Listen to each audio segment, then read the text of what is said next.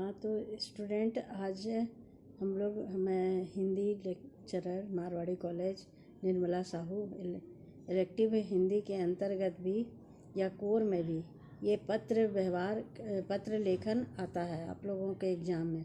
तो आज हम लोग पढ़ेंगे औपचारिक पत्र। पिछले दिनों हम लोग पढ़े थे पत्रों के प्रकार। उसमें पत्र कई एक प्रकार के थे। औपचारिक 2 प्रकार के होते हैं, औपचारिक पत्र और अनौपचारिक पत्र, ये हम लोग बताए थे। और औपचारिक पत्र में भी कई एक प्रकार के आते हैं। जैसे पहला है व्यवसायिक पत्र। अब व्यवसायिक पत्र क्या है? व्यवसायिक पत्र वे पत्र कहलाते हैं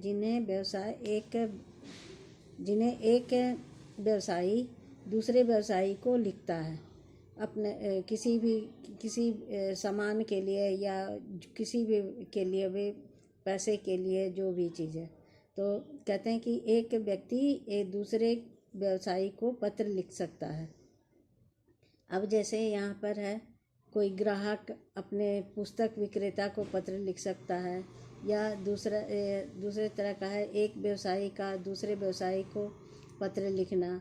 अब जैसे उसमें पहले लिखेगा आदमी व्यक्ति कि मैं ये आपका नाम, अपना नाम पता सब कुछ देगा आपका, और उसके बाद फिर वो लिखेगा कि प्रिय महोदय, हमने आपकी फर्म को एक आदेश दिया था। दिनांक, जितना भी दिनांक दे सकते हो, जो भी तारीख में आपका एग्ज़ाम रहेगा उस तारीख में आप एग्ज़ाम दे सकते हो, लिख सकते हो कि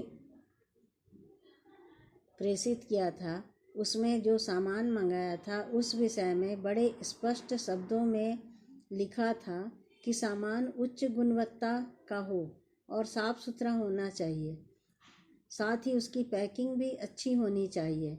लेकिन बड़े खेद के साथ कहा जाता, आपको सूचित करना पड़ रहा है कि निम्नलिखित सामान बड़ा घटिया और उसमें काफ़ी गंदगी भी है। अब जैसे उसमें क्या क्या सामान है, कुछ सामानों के नाम और उसकी क्वालिटी भी लिखनी है। तो ऐसे लिखना है। पहला नंबर है काजू, पीले हैं, कटे हैं, भुने हैं। दूसरा, काली मिर्च बहुत छोटी है जिसमें कूड़े की भी भरमार है। तीसरा, जीरा काफ़ी पतला है, पीला भी है, लगता है किसी कच्चा माल है, मतलब वो खेत में पका नहीं है और उसे काट दिया गया है। साथ ही बादाम की पैकिंग भी खुल गई है और 5 किलोग्राम बादाम उसमें कम बैठा। तो आपके पास काजू, काली मिर्च और जीरा ट्रांसपोर्ट से भेजा जा रहा है। उसको बदल कर उसे अति शीघ्र भेजिए। यह व्यय और 5 किलो बादाम की जो कीमत है वो बिल में से काट कर आपके बिल का भुगतान कर दिया जाएगा। भविष्य में सहयोग की अपेक्षा है। तो ये हुआ पत्र लेखन, और नीचे अपना नाम और फर्म वो लिख देना है। तो ये कहते हैं कि जैसे हम ये पत्र व्यवहार लिख रहे हैं, तो पत्र व्यवहार ये मधुर शब्दों का प्रयोग करना है।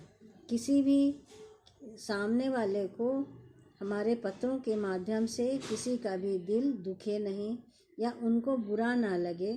और इसमें लास्ट में ये भी लिख देना है कि भविष्य में सहयोग की अपेक्षा है। यानी ऐसा नहीं है कि आप एक बार सामान खराब भेज दिए तो मैं आपसे संबंध विच्छेद कर दे रहा हूँ, या फिर मैं आपसे फिर दोबारा सामान की मंगवाई नहीं करूँगा। इस तरह से आदमी